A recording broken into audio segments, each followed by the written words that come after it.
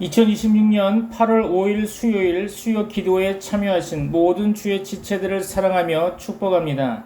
오늘 본문의 말씀은 이사야서 25장 6절로 8절 말씀을 통해 영원한 잔치로의 초대라는 제목으로 하나님의 말씀을 나누고자 합니다. 오늘 본문의 말씀 이사야서 25장 6절로 8절 말씀 제가 받들어 봉독합니다. 이사야서 25장 6절로 8절입니다. 만군의 여호와께서 이 산에서 만민을 위하여 기름진 것과 오래 저장하였던 포도주로 연회를 베푸시리니 곧 골수가 가득한 기름진 것과 오래 저장하였던 맑은 포도주로 하실 것이며 또 이 산에서 모든 민족의 얼굴을 가린 가리개와 열방 위에 덮인 덮개를 제하시며 사망을 영원히 멸하실 것이라. 주 여호와께서 모든 얼굴에서 눈물을 씻기시며 자기 백성의 수치를 온 천하에서 제하시리라. 여호와께서 이같이 말씀하셨느니라. 아멘. 우리는 지금 초대보다 경쟁이 익숙한 시대를 살아가고 있습니다. 어릴 때부터 우리는 끊임없이 경쟁 속에서 살아왔죠. 좋은 대학에 들어가기 위해 경쟁하고 좋은 직장에 들어가기 위해 경쟁하며 좋은 스펙을 쌓기 위해 경쟁합니다. SNS를 열어보면 다른 사람들의 성공이 나의 실패처럼 느껴지고 친구의 행복이 나의 부족함처럼 느껴지는 시대입니다. 그렇죠. 그래서 현대 청년들에게 가장 부족한 것은 돈만이 아니죠. 쉼이 부족하고 안전함이 부족하며 함께 기뻐할 공동체가 부족합니다. 그런데 안타깝게도 많은 청년들이 교회에서도 같은 피곤함을 경험한다고 말하고 있죠. 세상에서는 성과를 요구하고 학교에서는 스펙을 요구하며 직장에서는 실적을 요구하는데 교회에서도 봉사는 하고 있니? 헌신은 얼마나 하고 있니? 왜 예배를 빠졌냐? 라는 질문만 들릴 때가 있다는 거죠. 물론 헌신은 중요합니다. 봉사는 성도의 아름다운 열매입니다. 그러나 청년들이 먼저 경험해야 하는 것은 일하는 자리가 아니라 초대받은 자리라는 것입니다. 하나님께서는 우리를 먼저 종으로 부르시지 않으셨습니다. 먼저 자녀로 부르셨죠. 먼저 잔치에 초대하셨습니다. 그 은혜를 경험한 사람이 비로소 기쁨으로 봉사하는 것이죠. 최근 여러 조사에서도 젊은 세대가 교회를 떠나는 가장 큰 이유 중 하나는 단순히 신앙이 싫어서가 아니라 교회 안에서 사랑보다 평가를, 은혜보다 의무를, 복음보다 규칙을 먼저 경험했기 때문이라는 분석이 계속되고 있습니다. 물론 모든 교회가 그렇다는 것은 아니겠죠. 오늘도 많은 교회가 청년들을 사랑으로 품고 있습니다. 그러나 적지 않은 청년들이 교회가 나를 환영하기보다 나를 평가하는 것처럼 느껴진다고 말하는 것도 우리가 귀 기울여야 할 현실이라 생각됩니다. 흥미롭게도 성경은 하나님 나라를 설명할 때 회의실이라고 말하지 않습니다. 법정이라고도 말하지 않죠. 훈련소라고도 말하지 않습니다. 성경이 가장 많이 사용하는 이미지는 바로 잔치라는 거죠. 예수님께서 천국을 설명하실 때도 혼인잔치라고 말씀하셨습니다. 탕자의 비유에서도 아버지는 돌아온 아들을 책망하지 않고 살찐 송아지를 잡아 잔치를 베풉니다.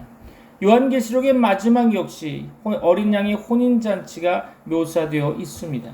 그리고 오늘 본문인 이사야 25장 역시 성경 전체를 관통하는 놀라운 그림을 보여주고 있는데요. 이사야서는 흔히 구약의 복음서라고 불립니다. 왜냐하면 심판만 말하는 책이 아니라 심판 이후에 이루실 하나님의 회복과 구원을 가장 아름답게 선포하기 때문이죠. 이사야서는 크게 세 부분으로 이해할 수 있을 것입니다. 1장부터 39장까지는 죄에 대한 심판과 하나님의 거룩하심을 강조하고 있습니다. 40장부터 55장까지는 포로된 백성을 향한 위로와 회복을 선포하고 있죠. 56장부터 66장까지는 새하늘과 새 땅, 하나님의 영원한 나라를 바라보게 합니다. 특별히 우리가 읽은 25장은 매우 중요한 전환점으로 보여집니다. 24장에서 하나님은 온 세상을 심판하셨습니다. 죄와 교만으로 가득한 세상을 무너뜨리셨죠. 그런데 25장에 들어오자 분위기가 완전히 달라집니다. 심판이 끝난 자리에 찬양이 시작되죠. 눈물이 있던 자리에 잔치가 시작된다는 것입니다. 죽음이 있던 자리에 생명이 시작되는 거죠. 오늘 본문은 하나님께서 모든 민족을 당신의 식탁으로 초대하시는 장면입니다. 놀랍게도 이 잔치는 특별한 사람만을 위한 잔치가 아니라는 거죠. 완벽한 사람을 위한 잔치도 아닙니다. 성공한 사람들의 축제도 아니죠. 상처 입은 사람, 지친 사람, 눈물 흘리는 사람, 죽음을 두려워하는 사람들을 향한 하나님의 초대인 것입니다. 그리고 오늘 이 자리에 있는 우리 청년들에게도 하나님은 동일하게 말씀하시죠. 수고하고 무거운 짐진 자들아, 내가 준비한 잔치로 오너라. 그렇습니다.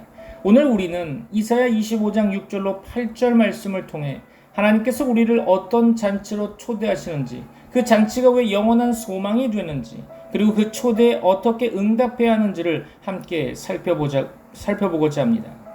오늘 본문은 단순히 천국에서 밥을 먹는 이야기가 아닙니다. 이사야는 하나님의 나라가 어떤 곳인지를 가장 아름다운 그림으로 보여주고 있는 거죠.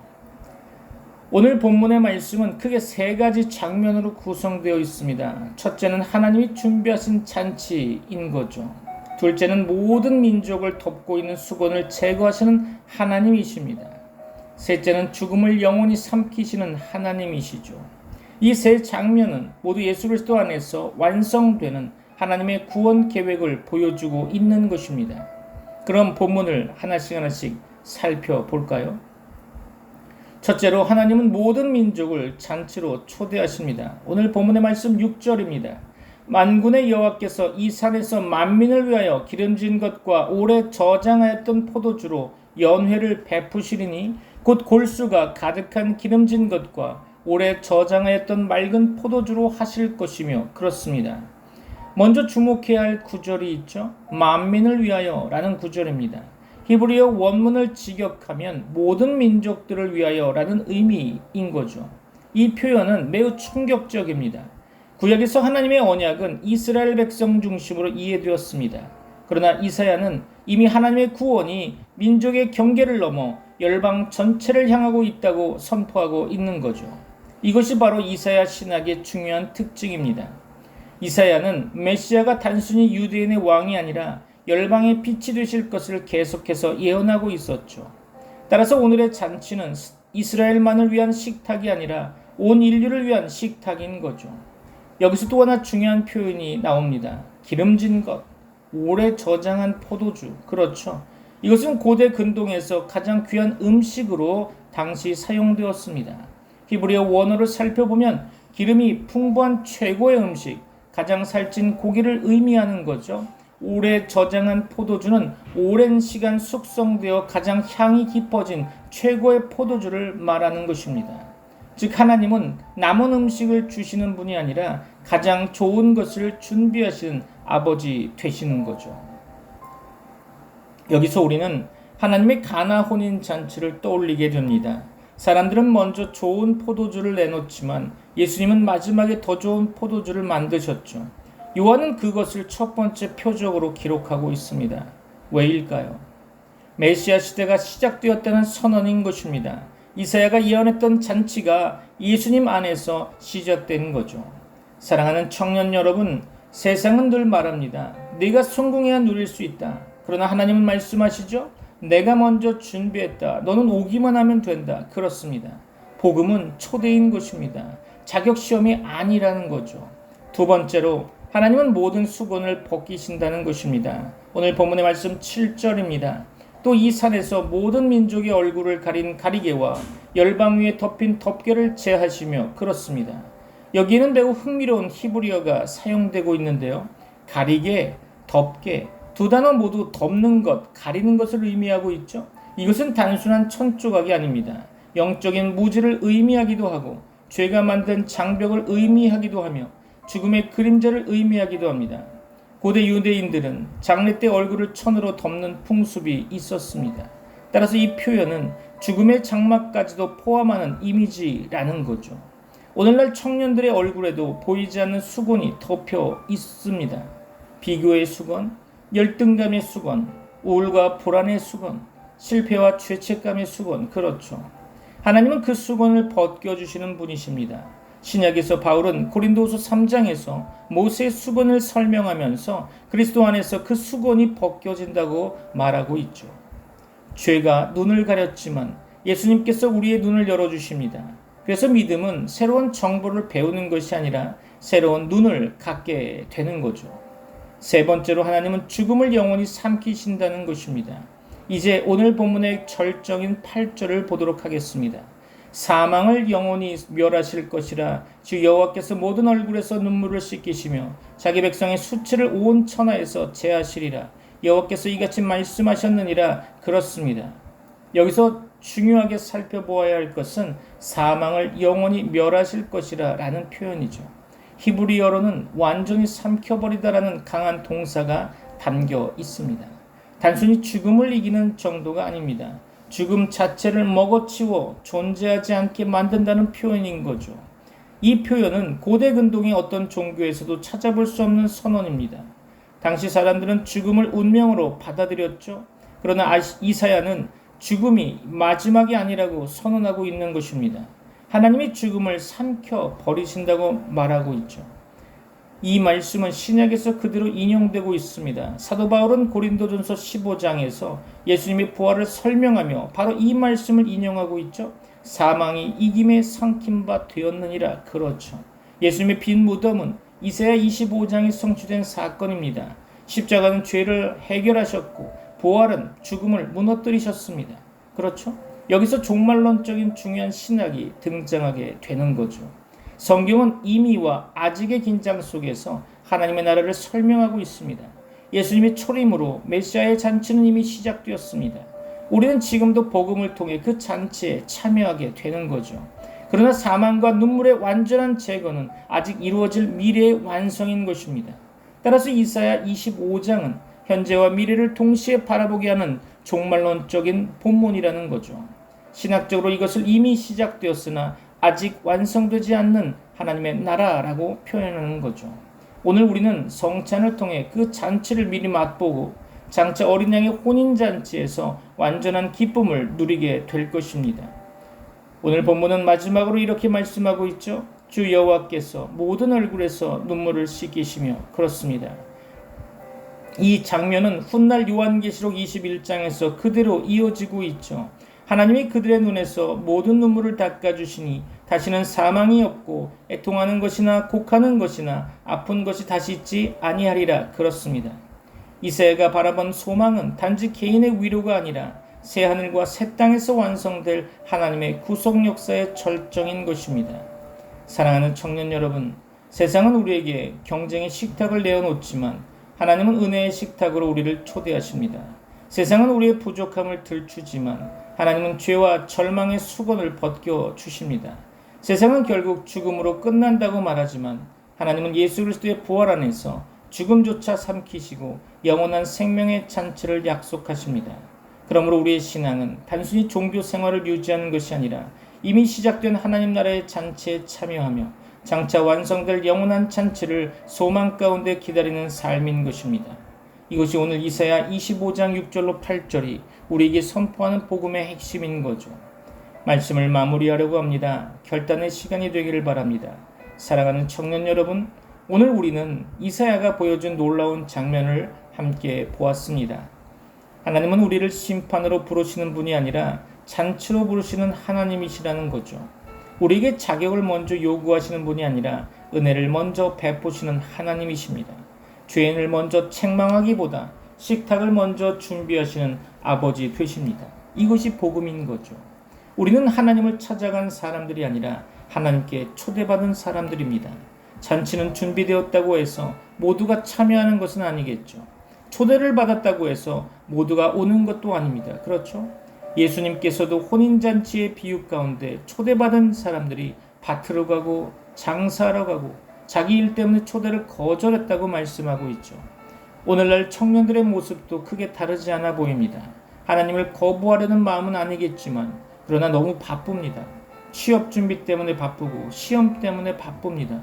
인턴과 스펙을 준비하느라 바쁘죠. 인간관계 때문에 지쳐있고 SNS를 보느라 마음이 분주합니다. 미래를 걱정하느라 현재를 잃어버린 삶을 살아간다는 거죠.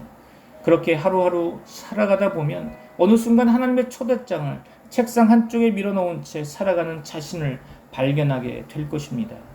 세상의 성공은 우리에게 평안을 보장하지 못합니다. 좋은 직장을 가져도 불안은 끝나지 않겠죠. 많은 돈을 벌어도 공허함은 사라지지 않을 것입니다. 사람들에게 인정받아도 마음속 외로움은 쉽게 없어지지 않는 것입니다. 왜냐하면 우리의 영혼은 성공으로 채워지도록 만들어진 것이 아니라 하나님으로 채워지도록 창조되었기 때문이죠. 오늘 본문에서 하나님은 이렇게 말씀하십니다. 내가 잔치를 준비하였다. 그렇습니다. 사랑하는 청년 여러분, 잠깐 함께 생각해 볼까요? 잔치를 준비한 사람은 누구입니까? 우리가 아니죠. 하나님이십니다. 그렇죠? 우리가 포도주를 만든 것이 아닙니다. 우리가 식탁을 차린 것도 아니죠. 우리가 죽음을 이긴 것도 아닙니다. 우리가 눈물을 닦은 것도 아니죠. 모든 것은 하나님께서 하신 것입니다. 십자가도 하나님이 준비하셨고 부활도 하나님이 이루셨으며 영원한 생명도 하나님이 선물로 주셨습니다. 그러므로 우리가 해야 할 일은 공로를 쌓는 것이 아니라 믿음으로 그 초대에 응답하는 것입니다. 맞습니까? 혹시 여러분 가운데 지금 마음이 너무 지쳐있는 사람이 있습니까? 신앙생활이 의무처럼 느껴지는 사람이 있습니까? 교회 안에서 상처를 받아 하나님까지 멀어졌다고 생각하는 사람이 있습니까? 미래가 보이지 않아 불안한 사람이 있습니까? 혹은 자신의 실패와 죄 때문에 하나님 앞에 나아갈 수 없다고 생각하는 사람이 있습니까? 오늘 하나님은 여러분을 향해 말씀하십니다. 너는 아직도 나의 초대받은 자녀다. 그렇습니다. 여러분의 실패보다 하나님의 은혜가 더 큰 법입니다. 여러분의 죄보다 예수님의 십자가가 더 큰 것입니다. 여러분의 눈물보다 하나님의 위로가 더 깊을 것입니다. 여러분의 죽음보다 예수님의 부활이 더 강합니다. 그러므로 더 이상 두려움 속에 머물지 않기를 바랍니다. 여러분은 초대받은 사람입니다. 그러나 한 가지 더 기억해야 할 것이 있습니다. 하나님의 잔치에 참여한 사람은 혼자만 배부르게 사는 사람이 아니라는 거죠. 잔치를 경험한 사람은 또 다른 사람을 잔치로 초대하는 사람이 됩니다. 예수님께서 우리를 세상의 빛이라고 말씀하신 이유도 여기에 있는 거죠. 우리 주변에는 여전히 삶의 의미를 잃은 친구들이 있습니다. 교회를 떠난 친구들도 있죠. 겉으로는 웃고 있지만 속으로는 무너져 내리는 청년들도 많이 있을 겁니다. 그들에게 필요한 것은 비난이 아니라 초대라는 거죠. 정죄가 아니라 복음이라는 것입니다. 평가가 아니라 사랑이라는 거죠. 혹시 하나님께서 이번 주 여러분을 통해서 한 사람을 그 잔치로 부르고 계시지는 않겠습니까?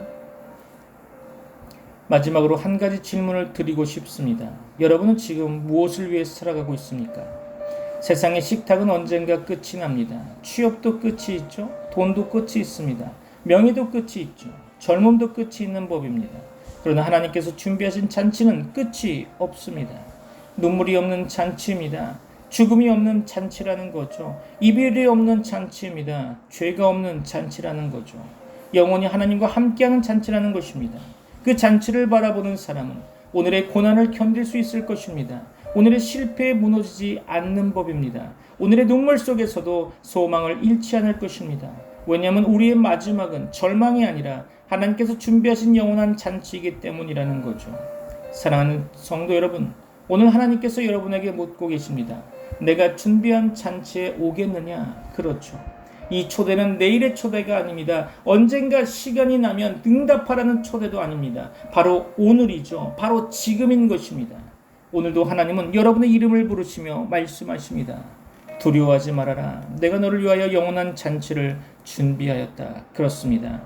그러므로 오늘 이 시간 우리의 마음을 다시 하나님께 드렸으면 좋겠습니다. 세상의 경쟁보다 하나님의 은혜를 선택하고 세상의 인정보다 하나님의 사랑을 붙들며 일시적인 성공보다 영원한 하나님 나라를 소망하는 성도들이 되시기를 이 시간 결단했으면 합니다. 그리고 하나님의 잔치에 참여하는 데서 멈추지 말고 그 잔치의 기쁨을 세상에 전하는 초대의 사람으로 살아가기를 바랍니다. 우리의 인생이 하나님께서 베푸시는 영원한 잔치의 증인이 되기를 주 예수 그리스도 이름으로 간절히 축원합니다. 기도하겠습니다. 지금은 우리 주 예수 그리스도의 은혜와 하나님의 사랑과 성령님의 교통하심이 트리니티 미라클 교회 모든 권속들과 세계 교회 위에 이제부터 영원까지 함께 있을지어다. 아멘.